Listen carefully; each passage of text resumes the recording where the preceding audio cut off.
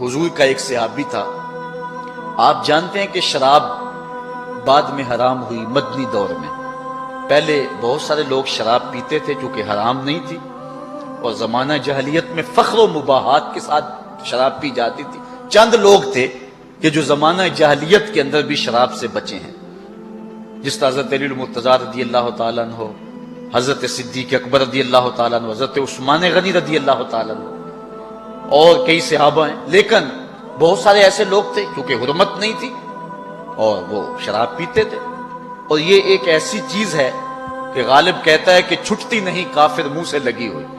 جب حرمت آ گئی صحابہ نے مٹکے بہا دیے. لیکن کچھ لوگ تھے کہ جن کو اس کی عادت بہت زیادہ تھی تو ان سے تھوڑا سا مسئلہ ہوا. ان میں سے ایک صحابی تھا جس کا نام کچھ اور تھا لیکن لقب اس کا حمار کیا جاتا تھا. اور آقا کریم اس سے پیار کرتے تھے اور وہ تھا ہسمکھ. حضور سے پیار کیا کرتا تھا، حضور اس سے پیار کیا کرتے تھے، اور حضور سے وہ مزاح کیا کرتا تھا اور حضور اس سے مزاح کیا کرتے تھے. اور جب آقا کبھی اداس ہوتے نا، صحابہ اس کو ڈھونڈ کے لے آتے، اور جو ہی وہ مسجد میں داخل ہوتا حضور دیکھ کے مسکرانے لگ جاتے. بڑا پیار کرتے. کبھی کبھی وہ یوں کرتا کہ مدینے کی منڈی میں چلا جاتا اور جو تازہ پھل آتا نا، نیا پھل، وہ اس خرید لیتا، حضور کی خدمت میں پیش کرتا. حضور اس تحفے کو قبول کرتے، خود کھاتے، صحابہ کو کھلاتے، اس کو دعا دیتے. 2 4 5 دن کے بعد جب دوبارہ وہ منڈی میں جاتا تو جس سے پھل لیا ہوا ہوتا، اس سے ادھار لیا ہوتا، وہ پیسے مانگتا، اس کو بازو سے پکڑتا حضور کے پاس لے آتا. عرض کرتا حضور وہ پرسوں ترسوں پھل نہیں کھایا تھا، یہ اس کے پیسے مانگ رہا ہے. حضور فرماتے تو نے مجھے تحفہ نہیں دیا تھا. عرض کرتا غریب آدمی ہوں، تحفہ کیسے دے سکتا تھا، میں نے سوچا پھل نہیں آیا ہے پہلے حضور ہی کھائیں. آقا کریم دعا بھی دیتے، خوش بھی ہوتے اور پیسے بھی ادا فرما دیتے. کتنے مزے لوٹتا تھا. ایک مرتبہ پھل کھلا کے، وہ بھی مفت کھلا کے، 2 مرتبہ دعا لے جاتا اور آقا خوش ہو جاتے، اور آقا کریم جو ہے وہ اس کو دیکھ کے خوش ہوتے. بخاری شریف کے اندر روایت ہے کہ اس نے شراب پی لی. آقا کریم کو پتہ چلا، بلایا اور اس کے اوپر شراب کی حد نافذ کروائی. اس کو جو ہے وہ 100 کوڑے مروائے. کچھ عرصہ گزرا تو پھر دوبارہ اس سے یہی فعل سرزد ہو گیا. چونکہ گٹی میں رچی بسی تھی، پھر دوبارہ اس نے شراب پی لی. تو حضور علیہ السلام کو پتہ چلا، بلایا اور پھر فرمایا نے کوڑے مارو. 100 کوڑے پھر اس کو مارے جانے لگے. جب ان کو کوڑے مارے جا رہے تھے، کسی صحابی کی زبان سے نکلا، اللہ اس پہ لعنت کرے، اللہ کے رسول اس سے اتنا پیار کرتے ہیں اور یہ بار بار یہ شراب پیتا ہے. حضور نے فرمایا خبردار، اگر اس نے شراب پی ہے تو میں کوڑے نہیں مروا رہا، خبردار اس پہ لعنت کی، اس لیے کہ یہ اللہ اور اس کے رسول سے پیار کرتا ہے. حضور علیہ السلام سفر پہ جا رہے تھے. ایک خاتون اونٹ پہ تھی تو اس نے اونٹ کو ہانکا اور کہا جلدی چل، تیرے پہ لعنت ہو. تو آقا کریم نے صحابہ کو فرمایا خذوا ما علیہا ودعوہا فانہا ملعونہ، کہا اس کا سامان اتار لو اور اس کو بھی اتار لو، یہ ایسے اونٹ پہ کیوں بیٹھی ہے جو لعنتی ہے. حضور نے جانور کو بھی لعنت کرنے سے منع فرمایا کہ جانور کو بھی لعنت نہ کرو. یہ کبیرہ گناہ ہے کہ کسی کو لعنت کی جائے. لعنت کا مفہوم کیا ہے؟ اللہ کی رحمت سے دوری، یہ کسی کو بد دعا نہ دے. حضور علیہ السلام پر کافروں نے کیا کچھ کیا، اللہ اکبر، لیکن آقا کریم رحمت بن کے آئے تھے، دعائیں ہی دیتے رہے. اس لیے کسی کے اوپر لعنت نہ کی جائے، یہ کبائر میں سے ہے. 5واں کبیرہ گناہ جو انسان کو بدبخت بنا دیتا ہے وہ یہ ہے کہ اللہ کے ولیوں کو اذیت دی جائے. حضور علیہ السلام کا ارشاد عالی شان ہے جس کو امام بخاری نے اپنی سند کے ساتھ روایت کیا ہے. یہ حدیث سے قدسی ہے، فیما یروی عن ربی، حضور اپنے رب سے روایت کرتے ہیں. حدیث کیا ہے کہ رب کہتا ہے من عاد لی ولیا فقد آذنتہ بالحرب، جو میرے ولی سے عداوت رکھتا ہے میں اس کو جنگ کا چیلنج دیتا ہوں. اور ایک حدیث کے لفظ ہیں فقد بارزنی بالمحاربہ، وہ میرے سے لڑائی کرتا ہے. اب مجھے بتائیے، اللہ جس سے جنگ کرے تو اللہ کے مقابلے میں کوئی جیت سکتا ہے؟ اور جب جنگ ہونا تو دشمن کی کوشش ہوتی ہے کہ اپنے مد مقابل کی سب سے قیمتی متاع کو برباد کرے. جو پاکستان کے دشمن ہیں نا، ان کی بری نظر پاکستان کے ایٹمی اثاثوں کی طرف ہے. وہ کہتے ہیں یہ سب سے قیمتی سرمایہ اس وطن کا، اس کو ہم کسی طریقے سے جو ہے وہ کیپچر کر لیں. جب کوئی کسی دشمن پہ حملہ آور ہوتا ہے، اس کی سب سے قیمتی متاع لوٹتا ہے. جو ولی سے دشمنی رکھے، اللہ کہتا ہے میری اس سے جنگ ہے. تو اللہ جس سے جنگ کرے گا، سب سے قیمتی متاع برباد کرے گا نا. تو سب سے قیمتی متاع ایمان ہے. جو ولی کا دشمن ہوگا، ایمان سلامت نہیں رہے گا. اللہ ایمان اس کا برباد کر دے گا جو ولی سے دعوت رکھے گا. اللہ اکبر.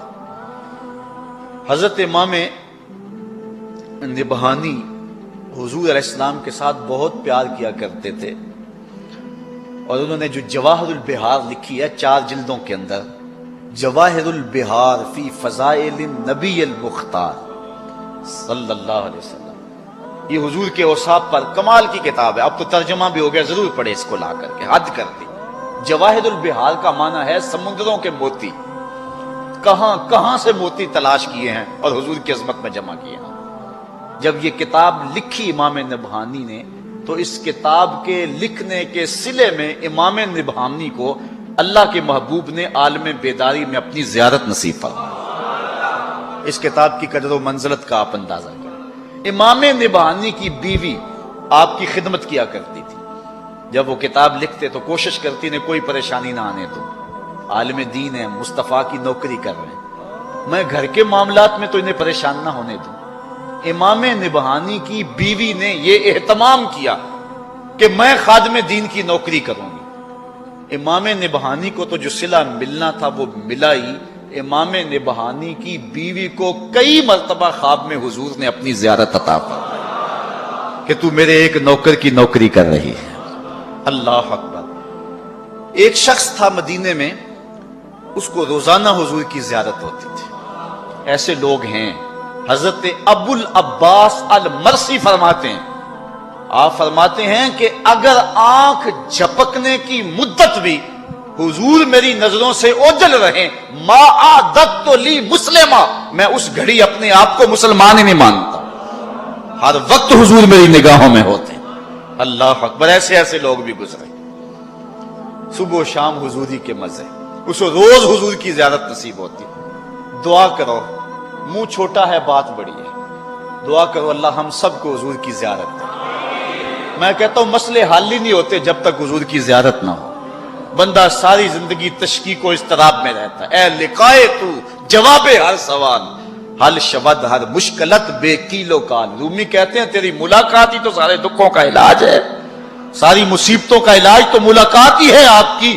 آپ مل گئے تو سارے دکھڑے ختم ہو گئے، آپ نہیں ملے تو دکھ ہی دکھ ہیں زندگی میں. تو یہ دعا کرو اللہ حضور کا دیدار دے. اللہ اکبر. اس کو روزانہ حضور کی زیارت ہوتی تھی. اچانک زیارت بند ہو گئی. 2-4 دن انتظار کرتا رہا، زیارت نہیں ہوئی. ایک دن حضور کے روزے پہ آیا، مدینہ شریف میں ہی رہتا تھا، اور آ کے رویا. کہا حضور مجھ سے کیا غلطی ہو گئی؟ روزانہ نوازا جاتا تھا مجھے اور اب محروم ہو گیا ہوں. میرے حضور قبلہ عالم فرماتے ہیں آ ماہی ہن دے نظارہ تے خواب اندر ایک واری، او بھی جے اکھیاں جڑ جاون لے کے تو نیند ادھاری. یاراں نال بہاراں دس دیاں یاراں باج اجاڑاں، سال پچھوں اج بلبل ہسدی کھڑیاں جد گلزاراں. خلقت چاواں دے وچ سوندی میں وچ گری آزاری، لینے لیکھ یعقوب تو اپنے نہ کر گلا گزاری. تو دیدار حضور کا یہ ایک مومن کی معراج ہے. جاگ دی اکھی نہیں ماہی ڈٹھا، پیڑی اکھیوں سو جاؤ. کاش کہ حضور کا دیدار نصیب ہو جائے. اللہ اکبر. تو کہا حضور مجھ سے کیا غلطی ہو گئی کہ اب آپ کا دیدار مجھے نہیں ہو رہا. تو جب واپس آیا رات کو سویا تو حضور کا دیدار ہوا. آقا کریم نے فرمایا تو نے ایک کتاب خریدی ہے جو تیری لائبریری میں ہے، اس میں میرے دوست یوسف بن اسماعیل نبہانی کی غیبتیں لکھی ہوئی ہیں، اور جس گھر میں میرے دوست کی غیبتیں ہیں میں اس گھر میں آیا نہیں چاہتا. تو جو اللہ کے ولی سے دشمنی رکھے، اللہ کا بھی اعلان جنگ ہے، رسول اللہ کا بھی اعلان جنگ ہے. ولیوں سے کبھی دشمنی نہ رکھو، ولیوں سے محبت پیدا کرو. ولیوں سے اپنی الفت کے رشتے کو مضبوط کرو. اور حضرت امام ذہبی نے اس کو کبیرہ گناہوں سے گنوایا ہے. یہ کبیرہ گناہ ہے کہ اللہ کے ولی کے ساتھ دشمنی رکھی جائے. اللہ کے ولی سے دوستی کرو, دوستی کام آئے گی. الاخلاء یومئذ بعضهم لبعض عدو الا المتقین. اللہ تعالیٰ قرآن میں فرماتا ہے کہ گہرے دوست قیامت کے دن ایک دوسرے کے دشمن بن جائیں گے, لیکن جن کی دوستی اللہ کے لیے ہوئی وہ دوستی قیامت کے دن بھی قائم ہوگی. اور حدیث میں آتا ہے ایک بندہ جہنم کو جا رہا ہوگا, اچانک ایک شخص کو دیکھے گا جو جنت میں جا رہا ہے, رک جائے گا. کہا حضرت آپ نے مجھے پہچانا؟ کہا نہیں. کہا آپ کو شاید یاد نہیں, ایک مرتبہ میں نے آپ کو وضو کے لیے پانی دیا تھا, میں نے لوٹے سے آپ کو وضو کروایا تھا. وہ اللہ کا بندہ رک جائے گا, عرض کرے گا مالک میری وفا کا تقاضا یہ ہے کہ اتنی دیر تک جنت میں نہ جاؤں جب تک اپنے ساتھی کو نہ لے جاؤں. اللہ اس کی سفارش مان کر کے اس گناہگار کو جنت عطا فرمائے. اٹھ فریدا ستیا تے میلا ویکھن جا, وت کوئی بخشیا مل جاوے تے تم ہی بخشیا جا. تو اہل اللہ کے ساتھ دوستی کے تعلق کو مضبوط کرو, اہل اللہ کی صحبت کو غنیمت جانو, اور ان کے مزاروں پر ان کی چوکھٹوں پر حاضری دیا کرو. وہ نور ملتے ہیں, وہ اجالے ملتے ہیں. حضرت داتا گنج بخش علی حجویری رحمت اللہ تعالی علیہ کی قبر انور کے پاس قریب جن لوگوں نے بم دھماکے کیے ہیں وہ کیا سمجھتے ہیں کہ ہم جنت کا ٹکٹ لے رہے ہیں؟ میں کہتا ہوں جنت کا ٹکٹ تو انہیں ملا جو داتا کی چوکھٹ پہ شہید ہوئے ہیں. اور یہ میں جذبات میں نہیں کہہ رہا, میرے پاس حدیث